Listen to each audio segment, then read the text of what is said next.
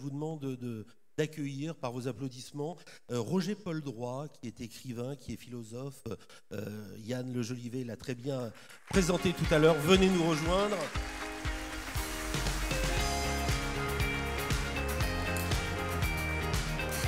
Merci à vous parce qu'on a beaucoup de choses à apprendre. Nombreux sont celles et ceux qui souhaitent mettre en place de véritables projets, de réelles concrétisations. À l'arrivée, il n'y en a pas tant que ça. Et durant 40 minutes, vous allez nous expliquer avec vraiment le sens qui vous caractérise comment on peut passer des mondes au pluriel possible au monde réel. Vaste sujet. Je vous laisse le micro, mais en tout cas, au nom de tout le monde, merci d'avoir accepté d'être présent parmi nous. Et comme vous le dites, vous avez le micro à vous. Merci et bonsoir à vous tous. Merci beaucoup.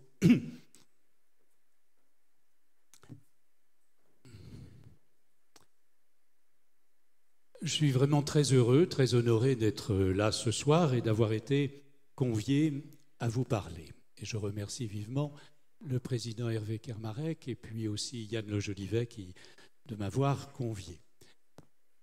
Si il faut que je dise 2 mots pour commencer de ma présence ici dans votre plénière, alors je dirais tout simplement, mais qu'est-ce qu'un philosophe vient faire là? Après tout, en quoi la philosophie peut-elle nous aider? Et surtout nous aider à comprendre ce saut, ce passage entre ce qui est possible, ce qui est pensé, ce qui est esquissé, voulu, et puis ce qu'on va véritablement faire et mettre en œuvre. Alors comment va-t-on du projet au concret, du possible au réel? Et on dira c'est de l'action, ça. C'est pas de la théorie. Les philosophes, ils font des théories. Ceux qui font des choses concrètes, ils retroussent leurs manches. Alors je crois que c'est vrai, évidemment, mais globalement, partiellement, et que le passage du projet au concret, c'est un thème crucial pour tous les dirigeants, bien évidemment, pour tous les chefs d'entreprise, pour tous les êtres humains, finalement, qui ont aussi des projets et qui veulent évidemment les réaliser, pour les politiques. Je vous rassure, je ne suivrai pas le chemin d'Emmanuel Macron, bien que j'ai le plaisir de lui succéder ici. Mais comment passe-t-on du projet au concret? Qu'est-ce que les philosophes peuvent nous dire là-dessus? Alors, ils n'ont pas nécessairement la compétence la plus vive ou la plus forte. Ils peuvent proposer des clarifications, j'ai envie de dire des outils. Mais leurs explications ont aussi des limites. Et c'est autour de ces outils et de ces limites que je vous propose en quelque sorte un voyage en quelques étapes. Nous allons essayer d'abord de voir quels sont les outils philosophiques, rendre quelques visites à des professeurs, à des philosophes rapidement, et puis ensuite nous interroger sur 2 grands leviers, un peu au-delà de la philosophie, à cheval entre finalement la réflexion et puis l'action. Ces 2 leviers principaux sont l'audace et l'espoir. L'audace conçue comme quelque chose de raisonné et de raisonnable, et l'espoir conçu comme une forme d'exercice de lucidité, et non pas comme vaine illusion. Le parcours que je vous propose, il va donc aller des philosophes classiques à quelques perspectives actuelles, et pour finir, finalement, nous rejoindrons peut-être la nécessité de combiner réflexion et affectivité, idées et énergie pour faire incarner nos projets. Pardonnez-moi, je vais prendre de l'eau. Alors, ces quelques réflexions que je vous suggère et propose, elles seront sans jargon, ça, je promets. Elles seront peut-être utiles à vos travaux, en tout cas je le souhaite, mais ce sera évidemment à vous d'en juger. Alors cette question du possible et du réel, du passage au concret, est l'outil philosophique qu'on peut trouver ou qu'on peut chercher, je dois ajouter qu'elle a pour moi un sens particulier. Parce qu'après tout, je l'ai rencontrée pour la première fois assez jeune, en devenant, par la mort de mon père, chef d'entreprise. Je n'ai pas été très longtemps, ce n'était pas une grosse entreprise, c'était une direction relativement éphémère, enfin il y avait quand même une cinquantaine de salariés, mais j'étais déjà à l'époque normalien, agrégé, docteur, donc estampillé philosophe, et je me suis retrouvé en train de diriger une PME. Et si je dis cela, ce n'est pas pour vous raconter ma vie, mais c'est parce que j'ai appris là pas mal de choses que vous connaissez aussi bien et beaucoup mieux que moi, c'est de savoir, quand on a pris une décision, comment la faire entrer dans les faits. Ou bien, si on a l'idée d'une réorganisation d'un atelier, d'un travail, d'un nouveau dispositif, de la conquête d'un marché, que sais-je, comment c'est possible? C'est possible à penser, mais comment ça va être mis en œuvre? Comment ça va être rendu réel? Et confronté à ces questions-là, comme éphémère chef d'entreprise, je m'étais dit, mais est-ce que la philosophie peut m'aider là-dedans? Et si oui, de quelle façon? Et dans quelle mesure? Alors les philosophes, eux, ils posent des questions apparemment purement théoriques. Ils vont se demander, qu'est-ce donc que le possible? Qu'est-ce qu'on appelle comme ça? Qu'est-ce que le probable? Comment passe-t-on de ce qui est conçu à ce qui est construit? Et je voudrais, pour commencer, vous proposer une petite promenade qui commencerait dans la rue. Et si on commence cette promenade dans la rue en demandant aux uns ou aux autres quelle différence entre le possible et le réel, on s'apercevra qu'à la fois tout le monde sait, ce sont des notions très communes, chacun a sa représentation directe, c'est possible, mais en même temps la plus grande confusion règne, parce que tout le monde comprend des phrases du genre « tu crois que c'est possible ?» Évidemment. Mais si on dit « il a cru pouvoir y parvenir », mais finalement il a vu que ce n'était pas possible. Il a vu quoi? Il a vu que ce n'était pas réalisable. Donc, possible s'oppose à réel dans ce cas-là. Et puis, on va un peu plus loin dans la rue et on dira « hier, on ne savait pas faire ça, mais aujourd'hui c'est possible ». Possible, c'est quoi là? C'est réel. Là, vous voyez un peu déjà l'ennui ou le désarroi relatif. Dans le vocabulaire courant, le possible et le réel tantôt s'opposent, tantôt deviennent synonymes, et il faut mettre, c'est l'objet souvent des philosophes, un peu d'ordre là-dedans. Alors si je vais voir cette fois un prof de philosophie, ou même un dictionnaire, il va tout de suite me dire qu'il y a 3 registres du possible. Il y a un registre où le possible veut dire simplement ce qui est pensable. C'est l'ordre logique. On ne s'occupe pas de savoir si c'est réalisable concrètement, si c'est permis ou pas. C'est juste concevable. Par exemple, si je vous dis que je pense à un cercle qui serait plus grand que le système solaire, ou que vous pouvez penser, vous, à un cercle même qui serait plus grand que la Voie lactée. Ben voilà, c'est fait, tout le monde y est parvenu, on l'a pensé. Personne ici ne parviendra évidemment à le construire, mais ce possible mental suffit. Alors que personne ne peut penser la contradiction, personne ne pensera un cercle carré, ni dans cette salle, ni nulle part dans l'humanité. Ça, c'est la logique. Si c'est simplement pensable, ça suffit pour exister dans la pensée. Si c'est contradictoire, ça ne peut pas exister nulle part. Il y a un deuxième registre qui est, parmi tous ces possibles-là, qui sont logiques, lesquels se rencontrent dans la réalité. Je peux penser une montagne d'or plus haute que le Mont Blanc. Il n'y en a pas ni dans les Alpes, ni nulle part ailleurs. Autrement dit, il faudra, si on veut que ce possible devienne concret, ou bien le rencontrer quelque part dans la nature, ou bien le construire par nous-mêmes. Et puis, il y a en fait un troisième et dernier registre, qui est celui du possible moral ou éthique. On peut le penser, on peut le fabriquer. Troisièmement, est-ce possible moralement ou juridiquement ou éthiquement? Est-ce qu'on a le droit d'agir ainsi ou de le faire? Et donc vous voyez que ces différents registres se distingue clairement, mais cela ne nous dit pas encore comment on passe du possible au réel, comment on transforme ces possibilités logiques en actes ou en choses concrètes. Alors, dans notre petit voyage, on irait ensuite voir Aristote.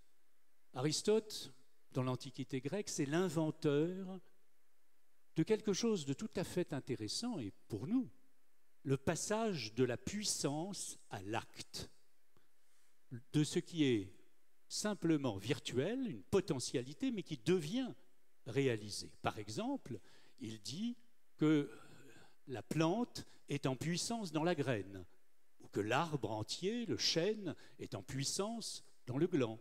Si les conditions d'hygrométrie, de température, de nutriments du sol sont suffisantes, alors cette petite chose qu'est la graine ou le gland va donner la plante, l'arbre, etc. De la même manière, l'enfant contient en puissance l'adulte, mais là, vous voyez que ça nous éclaire que partiellement, parce que ce modèle de développement, il est essentiellement automatique, il est essentiellement biologique.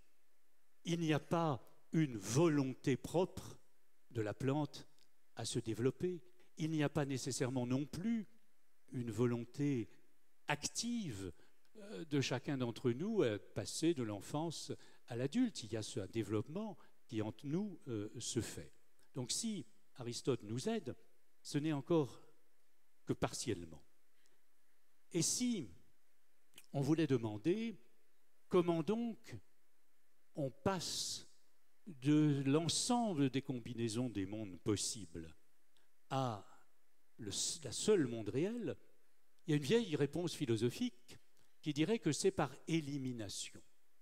Comme si vous voulez, il y avait un fourmillement, un pullulement de possibles, des combinaisons innombrables, et puis une sorte de, ce que je pourrais appeler, pour faire image, l'entonnoir des possibles.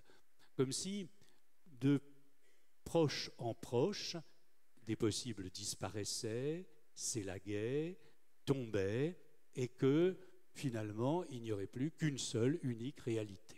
Alors, bien sûr, ça, intuitivement, c'est partiellement vrai aussi. Un enfant qui est né ce matin, eh bien, a devant lui un nombre d'avenirs possibles extrêmement grand, le plus grand possible. Il pourra peut-être être champion olympique, prix Nobel, milliardaire, président de la République.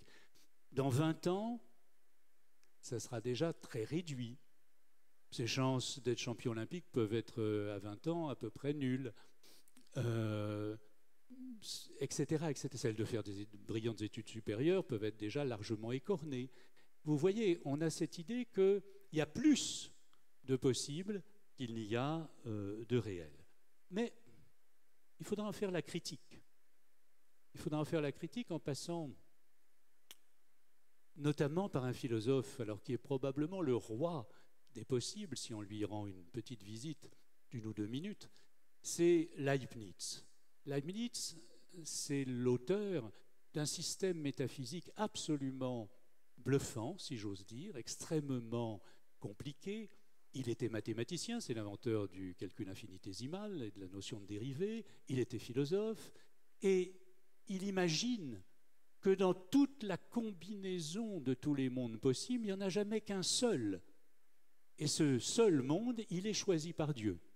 Imaginez un monde, alors c'est une machine à fiction extraordinaire, on pourrait imaginer un monde où Emmanuel Macron n'a pas été élu, un autre où il n'y a pas eu d'attentat à tel endroit, un autre où... Mais tous ces mondes se combinent et laissent tomber des possibilités, en retiennent certaines, et ce que Dieu, parce que c'est Dieu qui tient la machinerie chez Leibniz, ce que Dieu choisit, c'est, la formule est célèbre, caricaturée par Voltaire ou moquée par Voltaire, le meilleur des mondes possibles.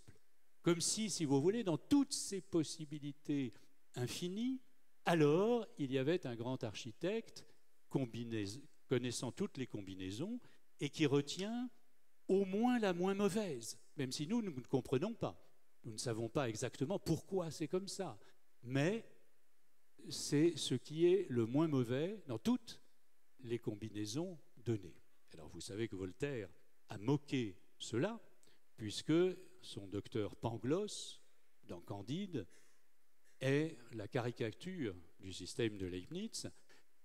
Et si je parodiais Voltaire, je dirais qu'il vous montrerait, Pangloss, que le pays rennais est le meilleur des pays possibles et que votre région est la plus belle des régions. Et vous me diriez, mais il a raison, évidemment, et vous auriez raison.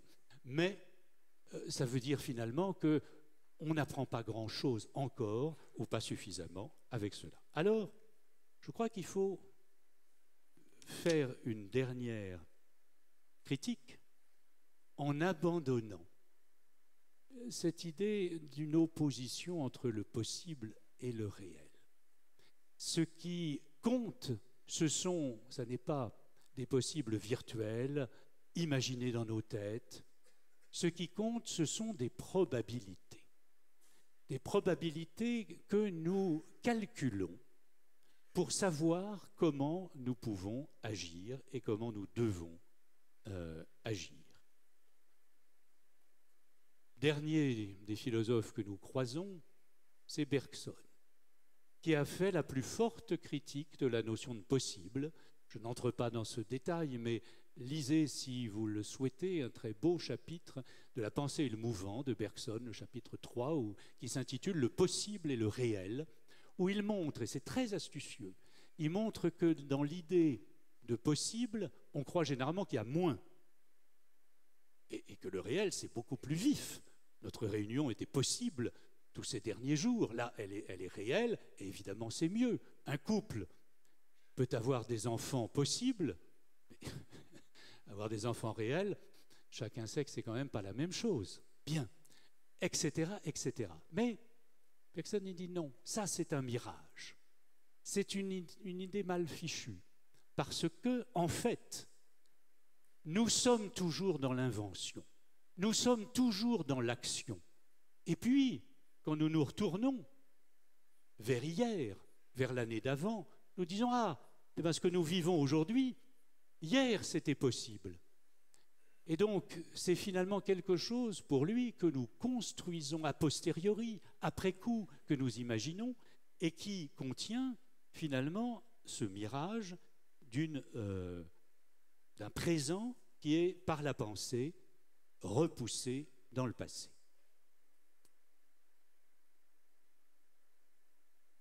Ceci ne nous dit pas encore comment nous passons au concret.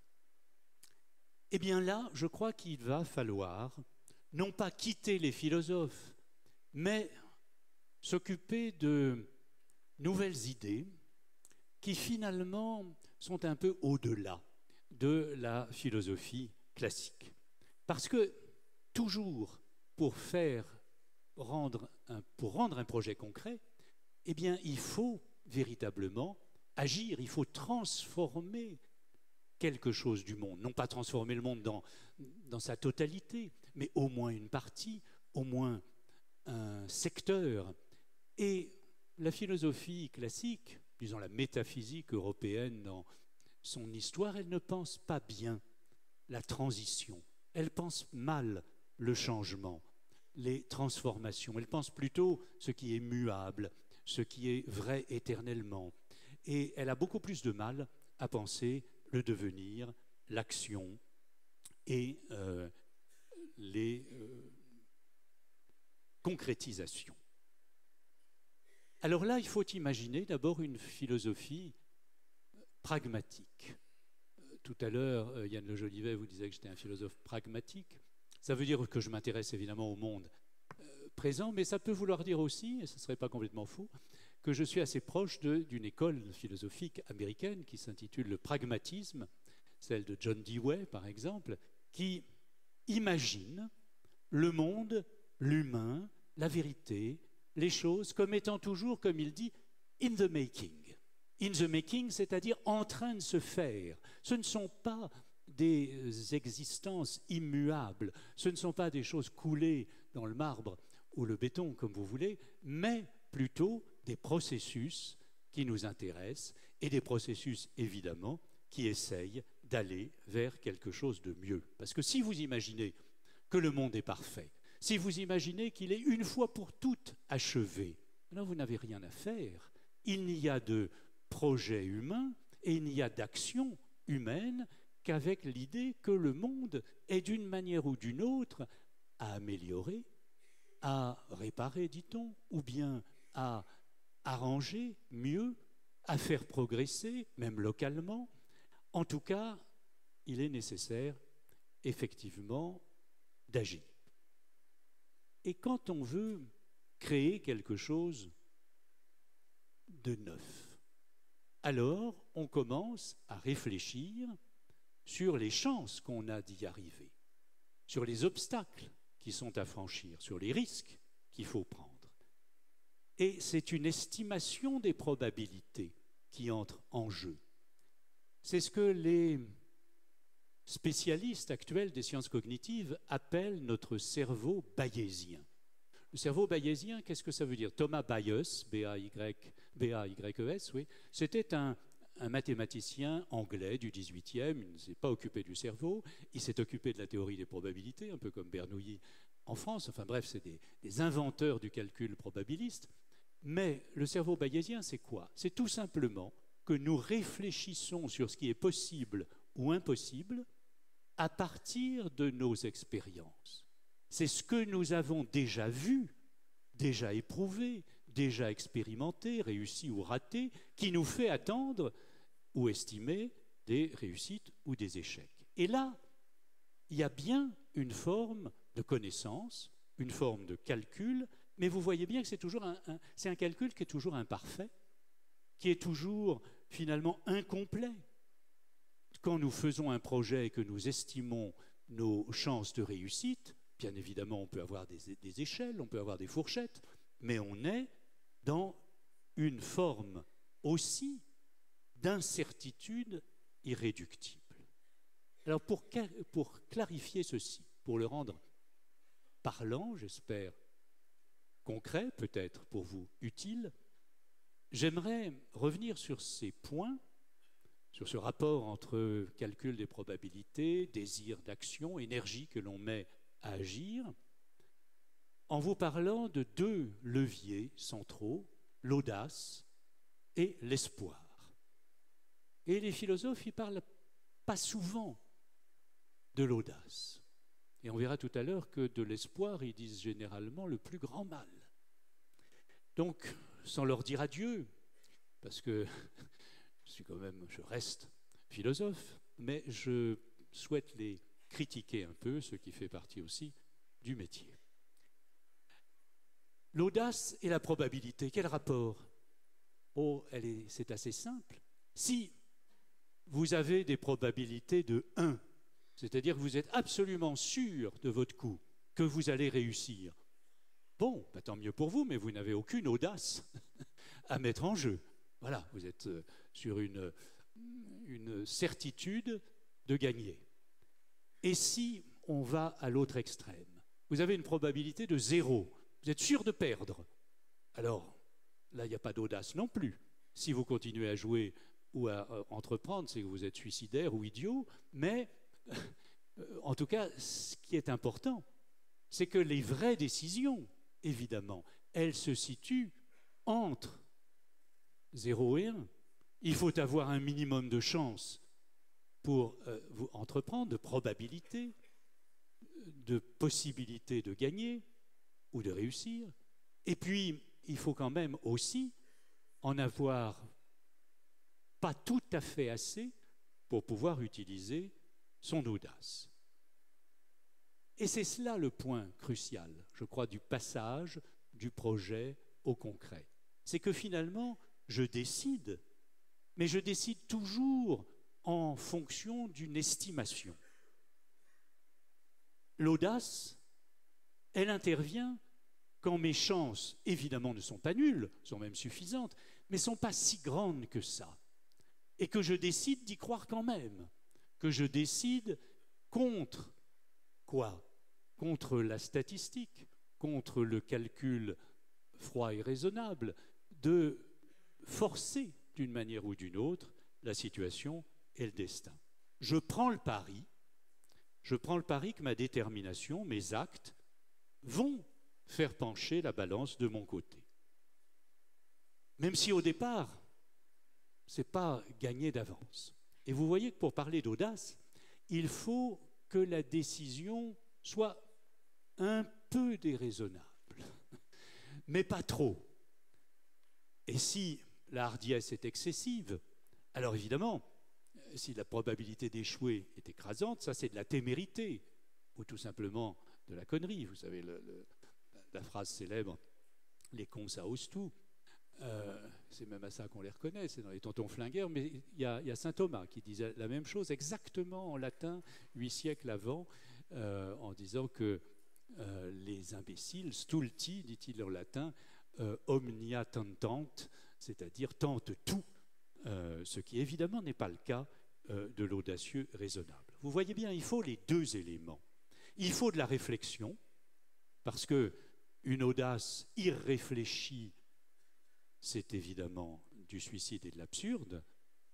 Et puis, il faut aussi quelque chose qui est de l'ordre du pari, parce que nécessairement, je ne peux pas tout calculer. Et il y a part de risque qui fait partie de l'entreprise, qui fait partie du projet. Et c'est pourquoi un philosophe danois du 19e, Kierkegaard, disait qu'il y a une folie de la décision. Ça ne veut pas dire que tous les décideurs sont fous, bien sûr. Mais ça veut dire que finalement, une décision, elle prend un pari, elle fait exister, ou elle essaye de faire exister un avenir qui n'existe pas. Elle saute dans l'inconnu. Même si c'est un inconnu à peu près balisé, il y a toujours cette part-là. Et bien sûr, et heureusement, souvent, ça marche. Parce qu'il y a quelque chose aussi dans l'audace qui est auto-affirmatif, auto-créatif, arriver à créer un monde à partir de son projet, à partir de son désir. C'est comme ça qu'on inscrit des rêves dans le réel.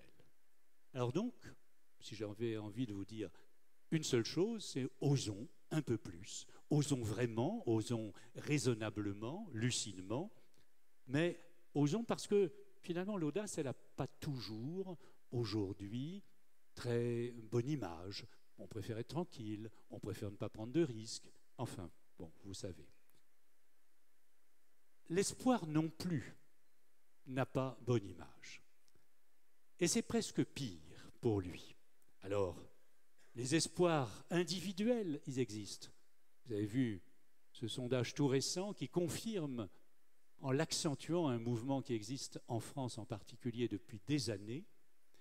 Les Français, à chaque fois qu'on leur pose la question, sont pessimistes, et plus que beaucoup d'autres pays, sur l'avenir collectif, sur l'avenir du pays. Et ils sont optimistes, et aujourd'hui de plus en plus, sur leur situation. Autrement dit, tout va mal, mais moi, ça va plutôt bien. C'est une étrange attitude, mais surtout qui marque une vraie panne de l'espoir collectif, qui est souvent devenu un objet de défiance. La bonne posture, c'est d'être plus ou moins désabusé, pessimiste. L'espoir est suspect de naïveté, taxé d'illusion. Alors bien sûr, il y a de bonnes raisons pour cela. On pourrait dire qu'il y a eu les grands massacres du XXe siècle, il y a eu les déceptions du progrès, il y a eu l'inversion des promesses technologiques en menace d'apocalypse. Autrement dit, cette grande idéologie du progrès avec un grand P, vous savez, qui faisait marcher d'une certaine manière tous les progrès ensemble, la technique, la science, l'éducation, le politique, l'émancipation humaine, la morale, tout cela allait plus ou moins du même pas. Et puis on a vu au XXe siècle que la science n'empêchait pas la barbarie, que la culture n'empêchait pas le peuple allemand de sombrer dans le nazisme, et qu'il y avait quelque chose de toutes ces promesses qui étaient devenues méfiantes. Mais je crois que ces explications sociologiques, historiques importantes ne suffisent pas. Il y a quelque chose de plus profond. Et dans un livre que j'ai publié l'an dernier avec Monique Atlan, qui est ici et que je salue, Monique Atlan et moi avons essayé de poser un diagnostic sur cette panne de l'espoir. Pourquoi aujourd'hui cette éclipse? Alors pour des raisons que j'ai dites, mais aussi parce que l'espoir est finalement le mal-aimé de la philosophie. Si vous allez voir chez les philosophes, ce que nous avons fait pour ce livre, eh bien, les attaques et même les critiques les plus dures contre l'espoir dominent. Je ne dis pas que tous les philosophes attaquent l'espoir, la plupart n'en parlent pas, enfin beaucoup n'en parlent pas, mais ceux qui en parlent sont majoritaires pour l'attaquer, avec deux stratégies.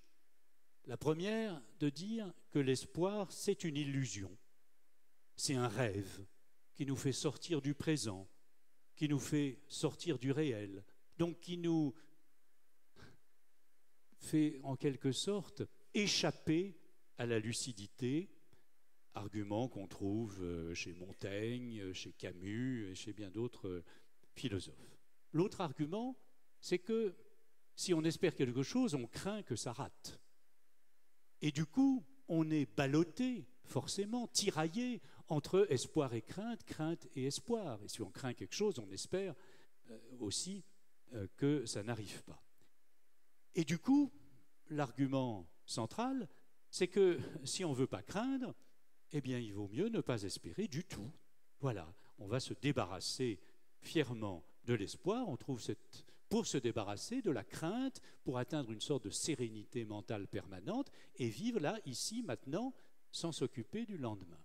Argument qu'on trouve chez Épicure, chez Spinoza, aujourd'hui chez André Comte-Sponville. Autrement dit, se débarrasser de l'espoir pour vivre sereinement. Spinoza, il n'y va pas par le dos de la cuillère, il écrit ceci: plus nous nous efforçons de vivre sous la conduite de la raison, plus nous nous efforçons de nous affranchir de l'espoir. Bien, nous pensons, dans ce livre, Monique Atlan et moi, et je voudrais vous soumettre cette idée, qu'il vaut mieux endurer le risque, qu'il vaut mieux endurer même la crainte d'être déçu que de jeter le bébé avec l'eau du bain, enfin le bébé espoir avec l'eau de la crainte, comme vous voulez, ou bref, de perdre finalement tout motif d'espérance pour pouvoir ne rien craindre du tout. Je crois qu'au final, on perd plus en voulant éviter le risque de la déception. Et donc la philosophie ne vient pas nous aider véritablement dans cette crise actuelle de l'espoir parce qu'elle en est en partie responsable. Il faut aller demander du secours, si j'ose dire, à un philosophe qui, au plein milieu du XXe siècle, entre la guerre et la fin des années 50, en 1959, il publie un énorme livre un peu échevelé de 1600 pages intitulé « Le principe espérance », « Prinzip Hoffnung » en allemand. On traduit par « principe espérance », on devrait traduire « principe espoir », puisque c'est le même, il n'y a pas de différence entre espoir et espérance, en tout cas en allemand. Et que dit-il? C'est Ernst Bloch qui publie le principe espérance au plein milieu, n'est-ce pas, du désespoir, des guerres et des horreurs du XXe siècle. Il renverse tout. C'est-à-dire qu'il dit qu'au lieu de centrer la pensée sur l'individu, alors il faut prendre en compte l'humanité, la succession des générations. Et au lieu d'avoir le présent seul sous les yeux, il faut prendre le futur comme point de référence. Ce qui permet, au lieu d'axer la pensée sur la mort, de l'axer sur la vie. Alors là, le thème de l'espoir devient possible et devient même central. Avec une chose qui peut, je crois, nous être utile à tous, c'est l'idée d'un monde inachevé. Un monde inachevé, c'est un monde qui est toujours à construire, qui est toujours à édifier. Et c'est ça le vrai moteur évidemment, de toute l'existence et de toute l'action humaine. À partir de là, en continuant un peu la réflexion, je ne veux pas dépasser mon temps de parole, donc je vais synthétiser les derniers points. En poursuivant la réflexion, on peut s'apercevoir qu'il y a dans l'espoir quelque chose, comme dans l'audace, de tout à fait particulier. C'est leur caractère hybride. Ce sont des réflexions quand vous espérez quelque chose, quand vous avez un projet. Vous n'êtes pas simplement passif, vous construisez, vous agissez, vous calculez, vous estimez vos chances, vous estimez les risques, vous réfléchissez sur les obstacles, et en même temps, vous avez une énergie, une sorte de matrice énergétique, comme dit un psychanalyste qui s'appelle Guy Lavallée, qui finalement vous pousse à espérer toujours, à continuer, même s'il y a un échec, à refaire un projet s'il y en a un qui rate. Or là, vous voyez qu'il y a quelque chose de très particulier. Ce qui est très particulier, c'est un rapport unique, je crois, ou pas assez exploré, entre la rationalité et puis l'affectivité, entre la raison et les émotions. Ce que nous avons fini par appeler des émotions pensantes. L'audace, c'est une émotion pensante. C'est un désir qui en même temps calcule ses chances et ses probabilités, et qui n'y va en pariant que s'il y a suffisamment de force et de chance. Et en même temps, l'espoir, c'est cela, c'est cette combinaison permanente d'une réflexion et d'un désir. Alors ça suppose de penser l'espoir comme un exercice de lucidité. Pas du tout simplement comme une espèce d'extase, d'illusion, d'un espoir qui attendrait que tout lui tombe tout cuit dans le bec, mais au contraire, qui se critique lui-même, qui réfléchit sur ce qui est vain, ce qui est démesuré, ce qui est excessif, et ce qu'il doit, au contraire, mettre en œuvre. Du coup, il n'y a pas d'action sans espoir, il n'y a pas d'espoir sans action, mais il y a aussi d'autres émotions pensantes, d'autres hybrides sur lesquels nous devrions travailler et qui ont un grand rapport avec le passage du projet au concret. Il faut de l'audace, il faut de l'espoir, il faut aussi de la confiance. Et si vous y réfléchissez, la confiance, c'est aussi un hybride de réflexion et d'affectivité. Si je fais confiance à quelqu'un, c'est en raison de ce que je crois percevoir de ses comportements. Je déduis si je peux faire confiance ou pas, et en même temps, cette confiance, c'est un sentiment. Il y a là des hybrides, il y en a bien d'autres. Il y a l'hybride du respect, aussi je ne respecte pas quelqu'un simplement de manière automatique, ni par un pur mouvement de ma déduction ou de ma pensée. Il y a un mélange dans la coopération également. Lorsque nous travaillons à plusieurs, nous avons à la fois des intérêts communs, des calculs en commun, des ambitions collectives, mais nous avons aussi des relations affectives. Or, c'est là où finalement il faudrait, j'allais dire réformer la philosophie, ce serait bien ambitieux, mais en tout cas la critiquer un peu, parce qu'elle a travaillé dans son histoire sur la séparation de la raison et des passions. Tout le monde connaît ça, on argumente ou on réfléchit, on s'émeut ou bien on pense. Or, je crois qu'il y a une possibilité de combiner les deux. Et je terminerai en disant qu'il faut cultiver donc ces émotions pensantes, c'est-à-dire apprendre à combiner réflexion et émotion, mobilisation d'énergie et calcul des risques.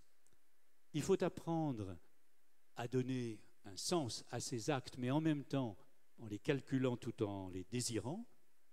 Et il faut savoir endurer une part d'incertitude. une dimension de pari, d'aléa, qui bien évidemment ne peut jamais se clore. Il faudra finir aussi, et ça c'est un thème que je ne fais qu'indiquer parce qu'il faudrait le développer très longuement, il est question dans votre projet de mandature de co-construire. Il me semble que là aussi il y a une émotion pensante qui est agir ensemble, façonner un projet à mesure. C'est finalement la différence qui existe entre collaborer et coopérer. Vous savez que collaborer, c'est finalement quoi? C'est faire chacun sa part d'un travail déjà défini. Le plan est décrit, le plan est fait, et puis chacun apporte sa pierre, comme les musiciens de l'orchestre, d'une certaine manière, collaborent pour jouer correctement la partition, chacun sur leur instrument. Coopérer, ça me paraît autre chose. Coopérer, ça signifie qu'on construit à mesure, tous ensemble, un projet qui évolue à mesure qu'il avance et qui s'invente aussi en se faisant. Évidemment, jamais rien n'est gagné. Mais réfléchissez-y, rien n'est gagné, c'est pour cela que l'on continue. C'est parce que rien n'est gagné que l'on agit.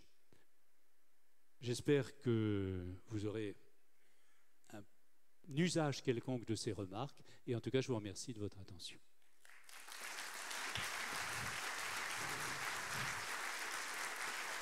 Merci beaucoup Roger Paul Droit. Moi j'ai retenu en tout cas que pour le passage du possible au réel, il faut décider en fonction des estimations.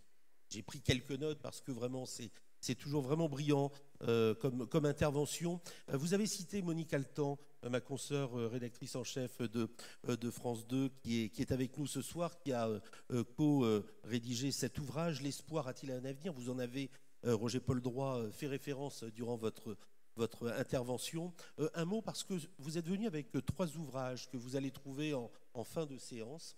Un petit mot sur L'espoir a-t-il un avenir? C'est aux éditions Flammarion. C'est un livre que Monique Altan et moi avons publié l'an dernier, en 2016, et on est parti justement de cet étonnement face à la panne de l'espoir collectif aujourd'hui. On a essayé de le diagnostiquer, ça nous a conduit à faire une histoire de la notion de l'espoir et à essayer aussi de le penser différemment. Autre ouvrage chez Paulsen, Comment marchent les philosophes? Alors ils marchent comme tout le monde, évidemment, ils mettent un pied devant l'autre, mais ce qui m'a intéressé, c'est de faire le lien entre notre manière de marcher, humain, bipède, sur 2 jambes, c'est toujours une façon de se déséquilibrer. Une chute entretenue, rattrapée. Et je me suis dit que finalement, les philosophes, c'est ce qu'ils font. Ils déséquilibrent la pensée pour la rattraper, pour continuer, et que quand on parle de toutes ces histoires, la marche de la pensée, la marche d'un raisonnement, la marche de l'histoire, ben, ce n'est peut-être pas du tout des métaphores, mais des manières de parler de notre marche physique. Un 3e ouvrage avec quelques expériences et exercices de philosophie, c'est chez Odile Jacob, L'esprit d'enfance. Alors je mêle dans ce livre à la fois des récits un peu littéraires, de souvenirs personnels et des réflexions philosophiques pour montrer que l'esprit d'enfance, ce n'est pas quelque chose qui est réservé aux enfants. C'est d'une certaine manière ce que j'appelle l'autre versant de la vie d'adulte, une sorte de ressource permanente pour la pensée raisonnable à travers une forme de déraison. Merci beaucoup, je crois qu'on peut encore vous applaudir pour vos propos.